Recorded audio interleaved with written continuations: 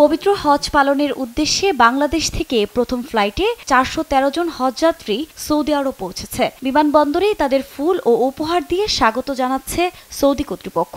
উপহার দেয়া খেজুর হুইলচেয়ারে বসে গ্রহণ করেন এক হজযাত্রী। বৃহস্পতিবার বিকেল ৩টার দিকে ইনসাইড দ্য হারামাইন নামে একটি ফেসবুক পেজ এ তথ্য প্রকাশ করেছে। শুধু বাংলাদেশই নয়, ভারতের হায়দ্রাবাদ থেকেও হজযাত্রীরা প্রথম সৌদি আরব পৌঁছেছে।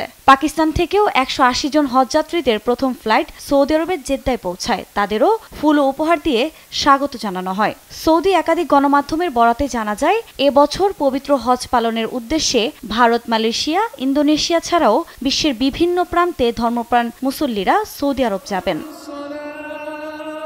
প্রতি বছরই বাংলাদেশ থেকে বহু মানুষ পবিত্র হজ পালনের উদ্দেশ্যে সৌদি যাত্রা করেন।